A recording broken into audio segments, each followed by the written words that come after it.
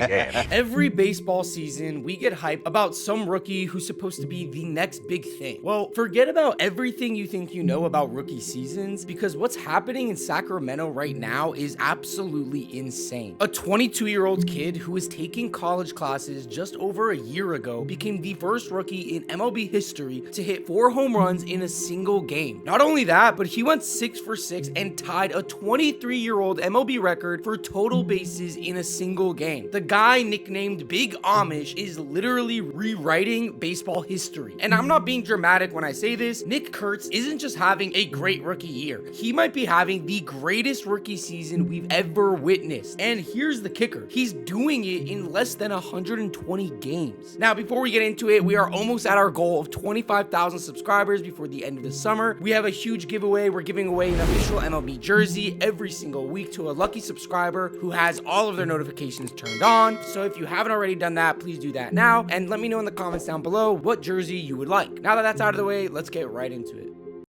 So let's start at the beginning. Nick Curtz made his MLB debut on April 23rd, 2025, just 283 days after being drafted 4th overall. Now, to put that in perspective, that makes him the 6th fastest player in A's franchise history to reach the big leagues from draft day. But this wasn't some can't miss, hyped up for years type of a prospect. Curtz was originally recruited by Wake Forest as a left-handed pitcher. Yeah, the guy who's now mashing baseballs into orbit was supposed to be throwing them past hitters. At Wake Forest, Curtz put up video game numbers that would make your jaw drop. Over 3 seasons there, he hit .333 with 61 home runs and a 1.235 OPS. He holds the school record for most walks in a career and a season. I mean, this dude had a better eye at the plate than most MLB veterans do while he was still cramming for finals. So obviously, the A's made him their top pick in 2024 and gave him a $7 million signing bonus. Now let's talk about why Nick Kurtz's rookie season is breaking everyone's brain. As of right now, through just 90 games, here's what this man has accomplished. 28 home runs, a 1.038 OPS, which is already incredible, by the way, for a rookie in 91 games, but that's just the surface. Curtz might be on pace for over 70 extra base hits this season, but in July, his 43 extra base hits were the second most by any player through their first 66 career games in at least the last 125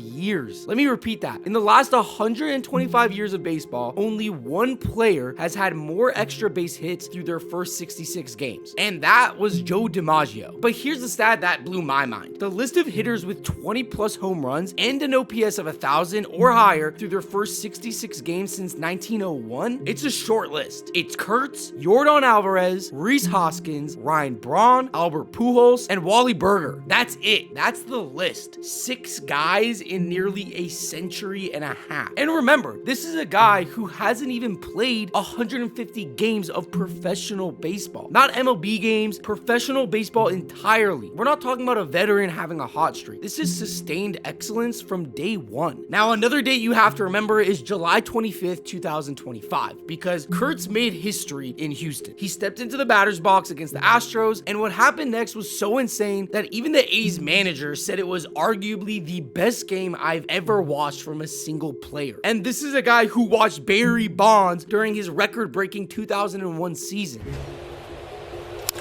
Nick Curtz, it's just unbelievable how hard he hits the ball. This guy is in a zone. And he became the first rookie in MLB history to hit 4 home runs in a game. Let that sink in. In the entire history of Major League Baseball, going back to the 1800s, no rookie ever had done what Nick Curtz did that night. Rightfully so, his teammates were losing their minds. Fellow rookie Jacob Wilson even said everybody was just laughing. Like, how is he doing it? This is not normal. He's playing a different sport than us right now. It's T-ball what he's doing out there. Now, I know what some of you guys are thinking. He's playing in Sacramento, it's a minor league park, of course his numbers are inflated. And that's a fair question, even though Curtz had his best game at an away park. But hold up, let's talk about it, and let's destroy that narrative right now. Sutter Health Park's dimensions are left field 330, center field 403, and right field 325 feet. Now, compare that to the Oakland Coliseum where the A's used to play. You had left field 330, center field 400, and right field 330. So the parks are virtually identical, and in fact, center field is 3 feet deeper. Now, according to StatCat's Park Factors, the Coliseum suppressed offense by 2% in 2024, which is not far off from league average. So when Brett Rooker made this comment, he had done his homework, and he said, I think the idea that it's going to be like a launching pad or play tiny is probably not quite right. I'm thinking it will probably be about league average, maybe a little bit better than league average. And he's right. Sacramento has actually played as one of the more pitcher-friendly AAA ballparks in recent years. In Sacramento, during the AAA season, no PCL team saw fewer runs in home games than Sacramento last season. Now, I'm not saying Sutter Health Park doesn't favor the hitter, because it clearly does with its second highest park factor in Major League Baseball, but the whole minor league ballpark excuse, I just don't think that holds up at all. So no, Curtz isn't getting some magical park boost. He's just that good. Now, to really understand how special Nick Curtz's season is, we need to look at the greatest rookie campaigns ever. And this list I'm going to read to you is like a Hall of Fame roll call. First off, we have to talk about Aaron Judge's 2017 season, this absolute monster of a season that broke McGwire's 30-year-old home run record. Judge smashed 52 home runs as a rookie, leading the American League and setting a new rookie standard that seemed untouchable. He also drove in 114 RBIs, hit 284, and finished second in AL MVP voting. Judge's rookie campaign was so dominant that he became just the 5th rookie to lead the league in home runs. Next, we have Mike Trout and his 2012 season. One of, if not the best player of our generation, also had what some debate is the greatest rookie season ever. And there's definitely an argument there. Trout put up an MLB leading 10.5 WAR while smashing 65 extra base hits, leading MLB in stolen bases, and leading the AL in OPS plus. Trout would run away with the Rookie of the Year that year, but shockingly, the 20-year-old was robbed of what should have been his first AL MVP award. Now, I'm not going to go into detail on the plenty of other amazing rookie seasons, but I will mention Mark McGwire's 1987 season, Dick Allen, Ted Williams, Jackie Robinson, Cal Ripken Jr., and Albert Pujols all have had incredible rookie seasons that can contend in their own right for the best rookie season of all time. But when comparing them to Nick Curtz, here's where it gets tricky, and I will be completely honest with you. Curtz has only played 91 games, so that is crucial context because there are only 30 games left to the season and he's not going to be able to play a full season of games. But here's the thing, if we're talking about per game dominance, Curtz is in uncharted territory. His rate stats are off the charts. In July alone, he led all of baseball in batting average at 425, on base percentage with 494, slugging percentage, runs, doubles, homers, and RBIs. So let me put this in perspective. If Curtz played a full 162 game season at this pace he's going on right now, he'd finish with roughly 77 plus home runs, 90 plus doubles, and nearly 200 RBIs. Now, I know nobody can sustain these numbers throughout an entire season, but the point is, if he did play a full season, his numbers would be amazing and definitely up there for one of the best rookie seasons of all time. And the best part about this Nick Curtz story is that the timing could not be more perfect for the A's organization. The A's are in middle of a massive transition. They're playing in Sacramento before they're moving into their new stadium in Las Vegas by hopefully 2028. And this was supposed to be a rebuilding period for the team, a time for the organization to develop young talent. But instead, they've struck absolute gold. Nick Curtz isn't alone in this youth movement. Jacob Wilson, their number 1 prospect and the 31st overall prospect in baseball, is already making an impact at shortstop. Denzel Clark, the number 6 prospect, Max Muncy, number 7, and Colby Thomas are all knocking on the door. And oh yeah, they also just traded Mason Miller to the Padres for a generational haul centered around the number 3 prospect in all of baseball, Leo DeVries. The A's have quietly built one of the best farm systems in baseball, and Curtz is the crown jewel. So by the time they open their Las Vegas stadium, this core could be absolutely dominating baseball. Just imagine a lineup consisting of Nick Curtz, Brent Rooker, Shea Langoliers, Jacob Wilson, Lawrence Butler, Tyler Soderstrom, Zach Geloff, and Leo DeVries. I mean, that's pretty stacked. The A's aren't just looking at a small window of 1 or 2 seasons either to win a championship. With this young core, they're set up for sustained success for years. And here's the thing that should terrify the rest of the American League. Curtz is under team control for 6 years. That's 6 more years of only getting better from where he already is dominating. Now, I did see some rumors about a potential trade from before the deadline, and let me be crystal clear about this. If the A's trade Nick Curtz, it would be one of the dumbest moves in baseball history. I know the A's are famous for developing elite talent and trading them away for other prospects just for the cycle to begin all over again, but this time things are different. This time, the A's have a truly generational player on their hands. This time, they're relocating to Vegas and seem to actually be investing in the team. This isn't just about his current production, though that's obviously incredible. This is about building around a generational talent who's already shown he can handle the pressure of major league pitching. And if we look back, Curtz actually started his MLB career slowly, slashing 208, 259, 299 through May 19th. But since then, he's slashed 339, 439, and 746 with 26 home runs in 68 games. So I wouldn't be crazy to say that the adjustment period is over. This is who he is.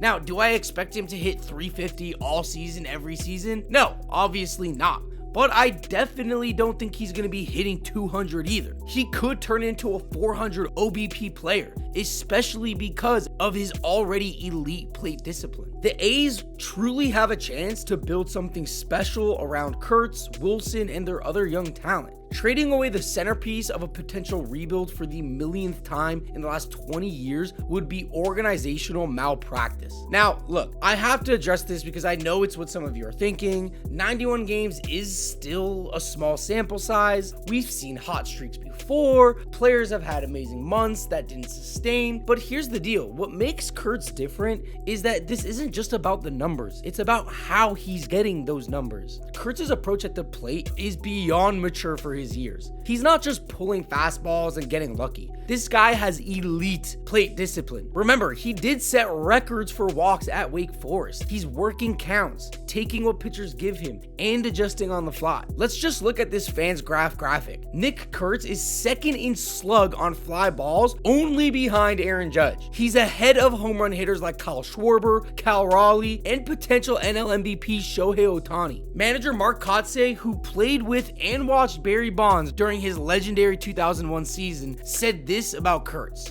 I say that because I watched Barry Bonds in the 2001 season he had. I was in center field for it. And what Barry did was hands down probably one of the greatest seasons you can have. This kid continues to have jaw-dropping moments. So when you're getting compared to Barry Bonds by someone who literally watched Barry Bonds up close for hundreds of games, that's not OD glaze, as the kids say. That's a legitimate comparison. Now, here's what I love about Nick Kurtz's story. It's bigger than just baseball statistics. This is a kid who was supposed to be a pitcher, switched in college, became a hitter, absolutely mashed, got drafted, and is now rewriting MLB history in his first season. It's a reminder that sometimes the best stories are the ones that nobody sees coming. In an era of hyper-analyzed prospects and billion-dollar development programs, Curtz represents something pure about baseball. He's not a social media creation or a manufactured superstar. He's just a big kid from Pennsylvania who loved pitching baseballs, found out he was better at hitting them, and now he celebrates like he's churning butter. So here's my take, and I'm gonna be completely honest with you. Is Nick Curtz having the greatest rookie season of all time? If we look at it on a per game basis, I believe absolutely without question. The rate at which he's producing is unprecedented for a rookie. Now, in terms of overall impact, we need to see if he can sustain this through September. 91 games is significant, for sure. But here's what I will say with complete confidence. We are witnessing something special, for sure. Something that doesn't happen often in baseball, whether it ends up being the greatest rookie season ever or just one of the greatest. Nick Curtz is putting together a campaign that we definitely will be talking about in the years to come. The fact that he's doing it for the A's during their transition period in Sacramento of all places makes it just a little bit more special. This isn't happening in New York or Los Angeles Angeles with all the media attention. This is happening in front of 14,000 fans who are witnessing history and probably don't even realize it. And maybe that's part of the reason casual fans don't realize it either. He's in a purgatory small market media attention, so nobody really pays attention to what he's actually doing. I guarantee you, if he was putting up these numbers for any big market team right now, we would not be able to turn on MLB Network or ESPN without hearing about him. So with about 30 games left in the season, Nick Curtz has a chance to do something truly historic. If he stays healthy and maintains even a fraction of this pace, he could finish with 35 plus home runs and 100 RBIs, which would put him in elite rookie company. If he somehow stays this hot, we could be looking at rookie records falling left and right. Although, to be honest with you, I know that that would be an absurd hot streak, and that's something that nobody can seriously do. But beyond the numbers, this is just so exciting for the A's. They're finally building something special, and Nick Curtz is that foundation. By the time they move to Las Vegas, they could have one of the most exciting young cores in baseball and be competing in the playoffs their first year there. And honestly, that's exactly what baseball needs right now. A young, exciting player coming out of nowhere who's rewriting the record books while celebrating like he's churning butter. Look, I know I've thrown a lot of numbers and comparisons at you, but let me leave you with this. Baseball is a game that humbles everyone eventually. Hall of Famers go through slumps, legends have bad seasons, nothing in this sport is guaranteed. But every once in a while, someone comes along who makes you remember why you fell in love with baseball in the first place. Someone who makes you stop what you're doing and just watch them play, because you don't know the next time you're gonna see the things that they're doing. To me, Nick Curtz is that player. He's that guy. Whether he is having the greatest rookie season ever or just one of the greatest, and it is one of the greatest for sure, he's giving us moments we'll never forget. The 4-homer game in Houston, the butter churning celebration, the pure joy of watching this 22-year-old kid live out his dreams and possibly be turning around an Ace franchise at the same time, that's pretty special. So guys, it's time to stop sleeping on Nick Curtz. And I know Ace fans will say, we're not sleeping, we've been watching this guy all season. But it seems like he doesn't get enough attention because he's in Sacramento and playing for the A's. But guys, we can't ignore what he's doing. So we gotta all give credit and pay a little bit more attention to Nick Curtz here, because he's not getting as much flowers from the networks, from ESPN, as he deserves. But what do you guys think? Is Nick Curtz having the greatest rookie season ever based on a per game basis? Or is he still miles off from Judge, McGuire, or any of the other greats that had amazing rookie seasons? Let me know what you guys think in the comments below, and don't forget to subscribe for more baseball content. That's all for today. I'll see you guys on the next one.